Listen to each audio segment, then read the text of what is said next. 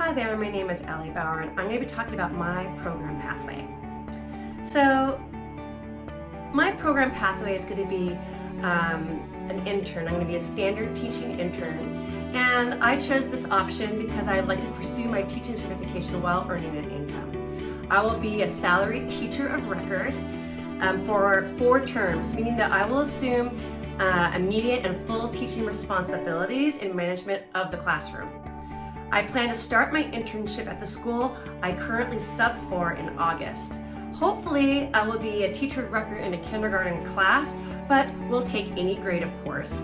And luckily, I've had 6 years of experience in a K through 5 makerspace, so I think I'm ready to handle the classroom. There are several courses I'm going to need for my program pathway. I will need to be taking 2 classes every 8 weeks, and those classes are listed here. For my program pathway, there are several courses I'm going to need to take. I'm going to need to take EDU 62030, Professional Learning and Practice, EDU 62040A, Educational Foundations. I'm currently in those courses.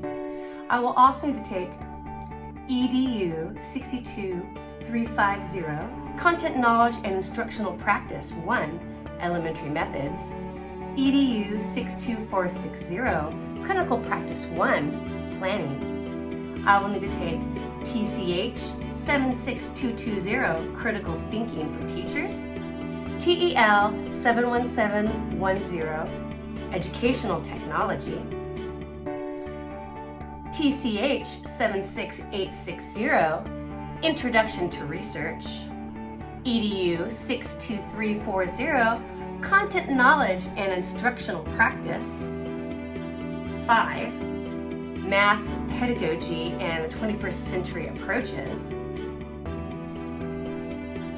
I will have to take EDU 62120A, Content Knowledge and Instructional Practice 2, Literacy Pedagogy, and EDU 62470, Clinical Practice 2, Teaching and Learning. I will need to take EDU 62630, Content Knowledge and Instructional Practice 3, Teaching English Learners, and EDU 62480, Clinical Practice 3, Assessment. I'm also going to need to take EDU 62050, Content Knowledge and Instructional Practice 4, Differentiated Learning, and I need to take EDU 62490, Clinical Practice 4, Reflections and Professional Responsibility. I will then need to take TCH 76910, Research in Action. And I will need to take, for my advanced mentoring, EDU 64990.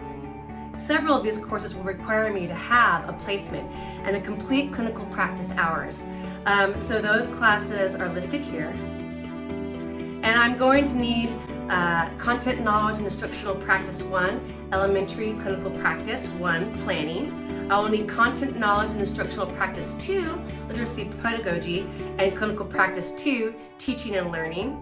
I will need to be placed for Content Knowledge and Instructional Practice 3, Teaching English Learners, and Clinical Practice 3, Assessment. And I will need Content Knowledge and Instructional Practice 4, Differentiated Learning, and Clinical Practice 4, Reflections and Professional Responsibility. So how many clinical practice hours are needed for each course for me to stay on track?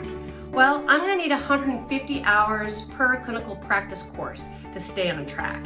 That is a minimum of 600 hours of clinical practice across the arc of my program. So of those hours, this is how they should be spent. So intern teacher candidates are required to complete a minimum of 600 paid hours of clinical practice during their program. In addition, interns are required to complete a minimum of 189 hours of additional support mentoring and supervision per academic year. These additional hours are identified as 144 hours of general support, mentoring, and supervision, plus 45 hours of English learner-specific support, mentoring, and supervision. These hours are separate from the 600 minimum hours interns will obtain as employed as a teacher of record in the classroom. So how many CTC required formal evaluations must be completed and in which courses? So formal evaluations are the video progress assessments. I'm going to need a minimum of 3 complete videos, and they must be submitted within each clinical practice course where they're required. They're required in clinical practice 3 and 4, and those will be due in the weeks of those courses 3, 5, and 7. Now, what if my formal evaluations are not complete? Well, all clinical practice hours and course requirements must be complete in full prior to advancing to either the subsequent clinical practice course or to successfully complete the program or earn that preliminary credential. So I have to have it done. This is my backup plan if I fail to meet the clinical practice requirements. Well, I do not plan to fail meeting those requirements, but I can take the whole clinical practice over. I could repeat it if for some reason I had to stop. So that is my program pathway. I know that I'll be changing a few courses around, probably taking all my non-clinical practice courses first. I'm still waiting to hear back from my advisor about how that will look, because I'll have to take all my clinical practice classes once I am placed and have my internship in August. So that's my program pathway, and I hope it all goes smoothly. I'm sure it will, and I'm really excited. Wish me luck.